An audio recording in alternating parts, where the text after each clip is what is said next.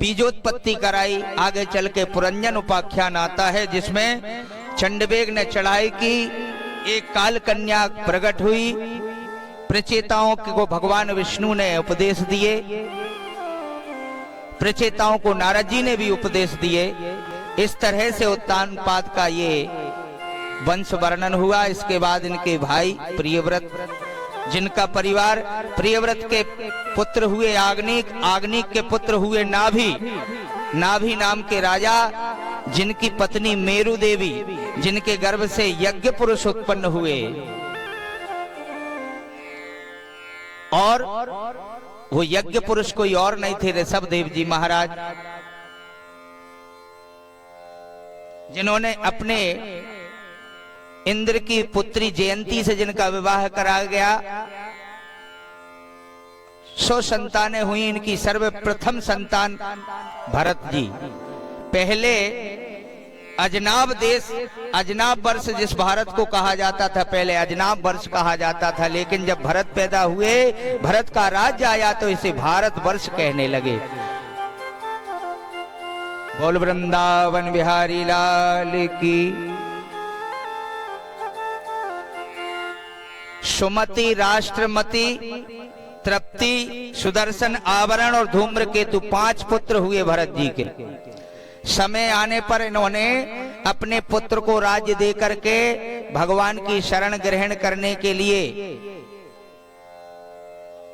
1 करोड़ वर्ष तक राज किया था इन्होंने, भरतलाल जी ने, भरत जी ने। और ये पुल्हे आश्रम में चले गए और पुल्हे आश्रम में ये भगवान का जप तप करने लगे, नियम संयम से भगवान की सेवा करने लगे। एक दिन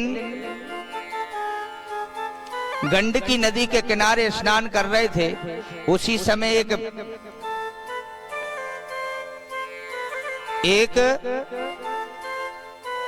मृगी जिसको कहते हैं, वहां जल पीने के लिए आई और जल पीते समय सिंह की दहाड़ की आवाज सुनकर के मृगी ने उस नदी की धारा को लांघना चाहा और जोर से छलांग लगाई। वो मृगी गर्भवती थी। उसी समय उसका गर्भ स्खलित हो गया और नदी में गिर गया।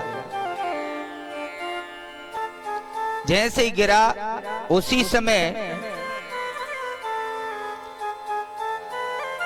भरतलाल जी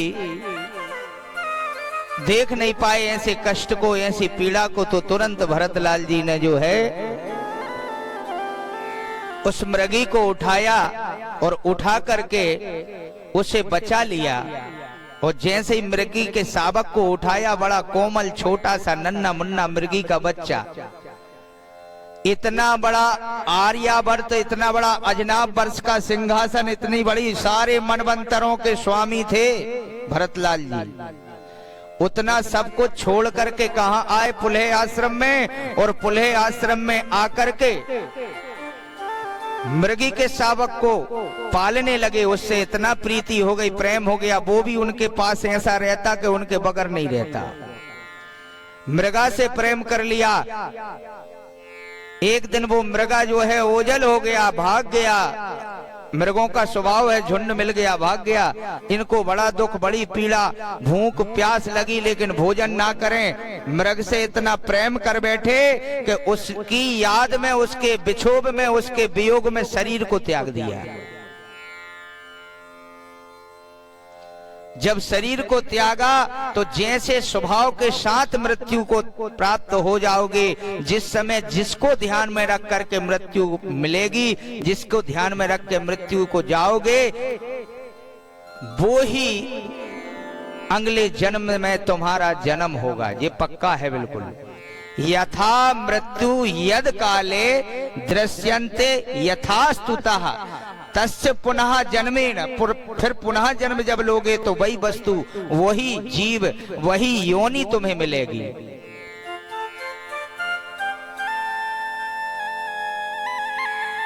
जैसे ही वो मृग की योनि मिली, मगर सुनो, बहुत बड़े भगवान के भक्त थे, इसलिए पूर्व जन्म का सब कुछ याद था। भगवान का नाम स्मरण करना, भगवान की सेवा करना, सब कुछ याद था। इसलिए भगवान का भजन करते करते ये देह भी छूट गई।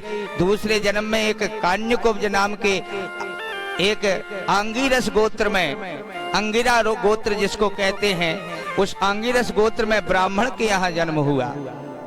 बोल वृंदावन बिहारी लाल की।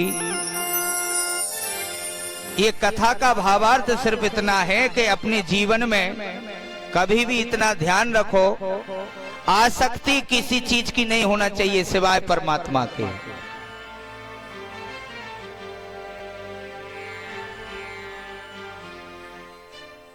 आसक्ति अगर किसी चीज की हो तो सिर्फ परमात्मा की होना चाहिए।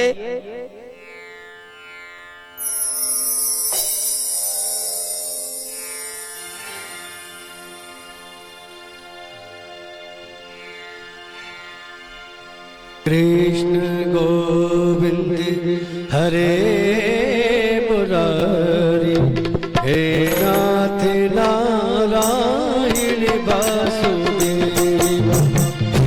हे कृष्ण गोविंद हरे मुरारी, हे नाथ नारायण वासुदेव।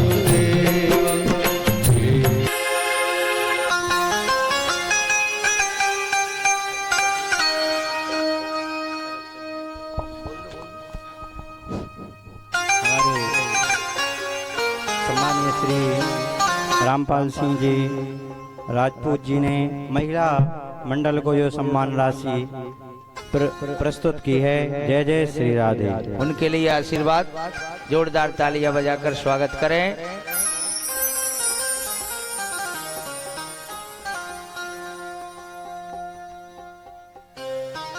बोल वृंदावन बिहारी लाल की जय।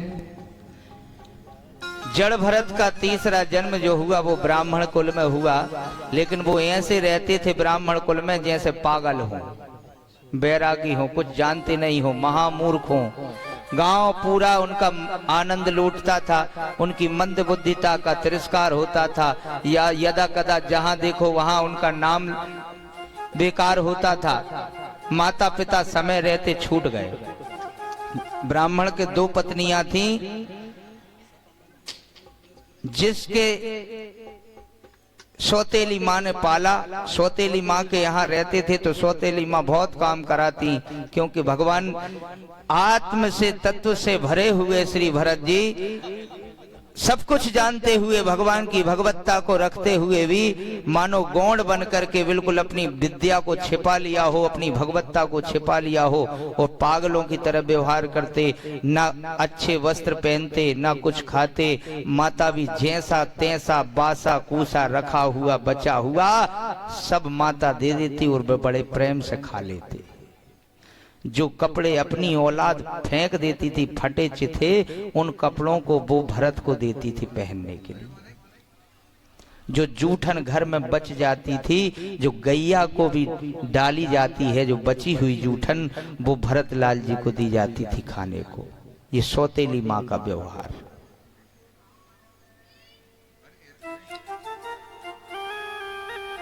गांव में अगर बेरुपये का किरदार निभाना हो, गांव में अगर बेरुपया को घुमाना हो, तो वो हाथ पकड़ के भरत लाल जी को ले जाते थे गांव वाले, और गांव में आनंद से मजा लेते, तालियां बजाते और उन्हें घुमा देते।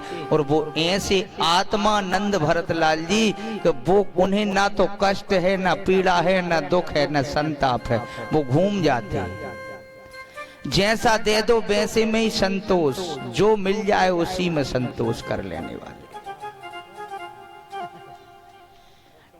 एक दिन सामंतों में एक डाकू हुआ करता था। उसे अपनी माता कालिका के लिए, माता काली के लिए किसी की नर बलि देना थी, तो हट्टा कट्टा पुरुष ढूंढना था। तो गांव में यही एकमात्र ऐसे दिखते थे जो सबसे फ्री हो, सबसे अलग हो, जिनकी किसी को कोई सुध नहीं। माता भी कहती थी कि ये मर क्यों नहीं रहा, छाती पे बैठा हुआ है। मरता भी नहीं है, हट्टा कट्टा है, ना कुछ करता, ना कमाता, ना धमाता। उसके भाई सब कर्मकांड करते थे, वो कर्मकांड को महान मानते थे कि हम कर्मकांड करके कमा के लाते हैं, ये कोई निठल्ला कोई काम का नहीं है, इसलिए इसे कुछ खाने को मत दो, जो बच जाए सो बचा कुछ बासा कूसा जो भी रहे वो इनको देवें। कभी कभी तो ऐसी स्थिति आ जाए कि हड़िया में तेज अग्नि लगने की वजह से अन्न जल जाता है, तो वह जली हुई काछन निकाल करके खिला देते कि खा ले। ऐसे जड़ भड़क इन्हें पूरा ज्ञान है, जो आत्म तत्व के वेत्ता हैं, जो परमात्मा को जानते हैं। ऐसे परमहंस यतीन्द्र, बहुत सुंदर कथा है, ध्यान से सुनना पड़ेगा, क्योंकि ध्यान हटा दुर्घटना घटी। समझ लो कि कथा छूट जाएगी, फिर तुम इससे उससे किसी से नहीं पूछ सकोगी कि कहां से टूटी है। सर्किट में एक बल्ब जलगड़ गड़बड़ हो जाए तो पूरा जो है लेकर के ढूंढते हैं कि भैया कहां से गड़बड़ हुआ है, ढूंढो तो कथा अगर कहीं थोड़ा सा ध्यान भटका तो चूके। हम लोग आश्रम में जब पढ़ते थे तो घंटी बजती थी ना भोजन की, तो 70 काम 100 काम छोड़ के भोजन करना चाहिए, वो हम पे ही लागू होता था। हम बीच मैदान में भी जिस स्थिति में हो सब छोड़ के अपनी थाली लेके दौड़ते थे कि जल्दी चलो जल्दी। क्यों? क्योंकि भोजन सीमित है, अगर कहीं लेट हो गए तो लुट जाएगा, फिर अपने राम दूसरी टाइम पे ही ठिकाने लगे, इतने ही समय पे दूसरे दिन, इसलिए जल्दी थाली लेके भागते थे। अच्छा, हमारे साथ में हमारे भाई और चले गए और हमसे छोटे, हमें बड़ी दया आवे हमारे भैया पे, कहा 3 रोटी मिले। अब 3 रोटी में अब हम जानते हैं कि हमारा भाई 6-7 रोटी खाता है, पेट कहां से भरे इसका। तो हम क्या करते थे, ये करते थे कि अपने हिस्से की रोटी उसे दे देते थे और अपने चावल खा लिए। और चोरी करते थे। कैसी चोरी? कि थाली इस तरफ लगा दी हमने रोटी लेने के लिए, और जब परोसने वाला चला गया तो रोटी टोपी में रख ली और दूसरी तरफ थाली लेके बैठ जाते थे। तो कहते हमने कुछ नहीं लिया, अभी लाओ इसमें दो, तो 3 रोटी बस आट ले लेते थे। ऐसा जीवन भी गुजरता है। विद्या इतनी आसानी से प्रदत्त नहीं होती, उसके लिए बहुत त्याग करना पड़ता है। हमारी टोपी पकड़ लेते थे, गुरुजी क्यों रे तेरी टोपी बड़ी ऊंची ऊंची उठ रही, क्या है इसमें? हमने कहा महाराज जी कुछ नहीं है। जल्दी से उनने टोपी पकड़ ली, देखो तो देखी तो रोटी भरी टोपी में। कहले साले धूर्त, अब क्या करें, भूख तो लग जाती है। 3 रोटी देते हो दिन भर में, 4 बजे उठा देते हो, भूख के मारे कट कट कट कट दांत ही हिलते हैं, बाकी सब नमो नारायण बोल वृंदावन बिहारी लाल की। इस तरह का जीवन जब मिला तो डाकू उठाकर ले गए नरबलि देने के लिए, और काटने वाले थे देवी के सामने रंग के अच्छा बढ़िया तिलक लगा के पूजन अर्चन करके, जैसे सजा धजा के बलि चढ़ाते तैयार करके खड़ग उठाकर मारने ही वाले थे। उसी समय माता कालिका प्रत्यक्ष प्रकट होकर के उस डाकू को मार डालती हैं और जड़ भरत की रक्षा करती हैं। बोली कालिका माई की। इसलिए कहते हैं भोरे का कौन होता है? भगवान होता है। वो तो मरने के लिए भी तैयार हो गए, उनके चेहरे पे कोई उदासी नहीं थी, कोई भय नहीं था, कोई कष्ट नहीं, कोई दुख नहीं। ऊपर फरसा लटका हुआ है, वो मंद मंद बैठे, जैसे बैठे सो बैठे। एक रहुगण नाम का राजा था जो कपिल मुनि से उपदेश लेने के लिए जा रहा था। मार्ग में पहले चलने के लिए वाहन नहीं होते थे, पहले चलती थी पालकी। सामंत जो है अपने 4 पालकी धारियों को लेकर चलते थे और उसमें खुद बैठते थे, और 4 पालकी उठाने वाले कंधे पे पालकी लेकर चलते थे। तो एक पालकी वाला जो है गड़बड़ हो गया, उसके पैर में पीड़ा हो गई, समस्या हो गई। अब पालकी कौन उठाए? 3 से बने नहीं, सो चौथा कहां से लावे? तो पकड़ के इन्हीं को ले गए, जड़ भरत को। अब जड़ भरत को जैसे ही पालकी में लगाया, इन्हें तो भी कोई असर नहीं कि भैया जो कराना है सो करो। सो पालकी में लग गए और जैसे ही चलने लगे तो ये कूद कूद के चले। सो रहुगण कहने लगा कि बड़ा ठुमक ठुमक के चल रहा है, क्या बात है भैया, तुम्हें क्या कुछ ज्यादा कष्ट हो रहा है? तो एक बगल वाले ने पूछा, पालकी वाले ने, भैया क्या करोगे, हमें भी पिटवाओगे क्या? राजा हमें भी मारेगा, तुम कैसे चल रहे? तो उसने कहा तो आज पहली बार भरत के मुंह से एक शब्द निकला कि कोई जीव की हत्या न हो जाए पैर के नीचे। ध्यान से सुनो, एक शब्द निकला आज बोले भरत कि किसी जीव के ऊपर मेरे पैर ना पड़ जाए, इसलिए जीव से बच के चल रहा हूं। सो उस सामंत से उसने कहा पालकीधारी ने कि भैया कोई जीव की हत्या न हो जाए, महाराज जी बड़े ज्ञानी ध्यानी हैं, इसलिए उछल उछल के चल रहे हैं। अब तो रघुगण ने बड़ा आश्चर्य किया कि ऐसा धूल मलिन कपड़े, तन पर कोई शोभा नहीं, न तिलक, ब्राह्मण का जो जनेऊ था वो बिल्कुल काला पड़ गया, ऐसा कैसा ब्राह्मण है और कह रहा है कि नियम के कोई जीव ना मर जाए।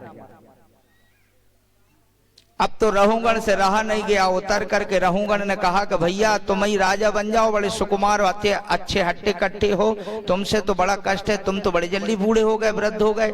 ऐसे चुटकी ली, उसका जो है उपहास किया जब जड़ भरत का, तो आगे चल के जड़ भरत को कोई असर नहीं, आगे चल के फिर उछट कूद के चलने लगे। तो रघुगण को क्रोध आ गया, क्योंकि रघुगण कोई और नहीं था, रघुगण जो है क्षत्रिय राजा था, क्षत्रियों को क्रोध जल्दी आता है, तो मारने के लिए दौड़ा। जैसे ही मारने के लिए तैयार हुआ तो जड़ भरत ने कहा कि सुनो भैया, मुझे मारोगे, ये भूख, ये प्यास, ये कष्ट, ये पीड़ा, ये दुख, ये सम्मान, ये चलना फिरना, सोना रहना, नींद, ये सब मन के विषय हैं, आत्मा का तो कुछ होने वाला नहीं है, तुम मेरा कुछ कर लो। अब तो रघुगण के बुद्धि में समझ में आ गया कि ये तो बड़ा ज्ञानी है, मेरा तुम कुछ नहीं कर पाओगे।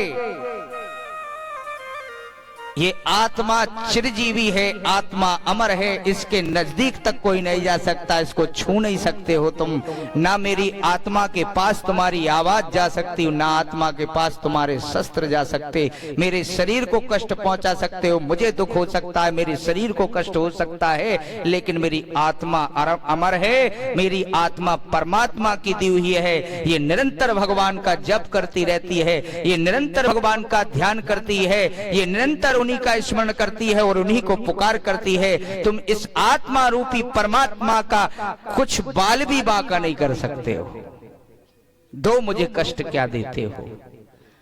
अब तो रघुगण राजा जो है चरणों में गिर गया कि हे देव, तुम तो कोई महान लगते हो, मैं जान पड़ता है वो भी बड़ा ज्ञानी था कि तुम बड़े ज्ञानी हो, मैं तो जा रहा था कपिल मुनि के पास, लेकिन आज आपने ही, मुझे ऐसा लगता है कि आप ही मेरे गुरु बनने योग्य हो, तो मुझे बता दो, मैं जो कपिल मुनि से जा रहा था पूछने, तुम वो ही मुझे तुम बता दो। कहा क्या पूछने जा रहे थे? तो कहा जीवन में हम अगर किसी का आश्रय लें तो किसका लें, किसको अपना बनाए, किसकी स्वामी भक्ति करें। तो आज भरत जी ने कहा कि मेरा आज पूर्ण हो गया जीवन, किसी ने मुझसे ये पूछा नहीं था, मैं तुम्हें बताता हूं कि जितने पदार्थ पृथ्वी पर हैं, जितनी पदार्थ पृथ्वी के अंदर हैं, बाहर हैं, संपूर्ण प्रकृति में परमात्मा का वास है, एक एक कण में परमात्मा विद्यमान है, ये स्थूल स्वरूप परमात्मा का है और सूक्ष्म स्वरूप तुम्हारे बैठी हुई अंदर आत्मा में है। इसलिए अगर किसी का ध्यान करना है तो उस परमात्मा का अपने हृदय में ध्यान करो। अगर शरण करने योग्य कोई जगह है, कोई स्थान है तो भगवान की शरण लो। अगर देखने योग्य कोई स्थान अगर है तो भगवान की मूर्ति के दर्शन करो, भगवत दर्शन करो। जीवन का एकमात्र उद्देश्य है भगवान की शरणागति में चले जाना। बोल बांके बिहारी लाल की। ज्ञान दे दिया, अब तो परिपूर्ण हो गए। आगे चल करके भगवान की सतयुगीन कथाओं का आरंभ होता है। प्राचीन बरही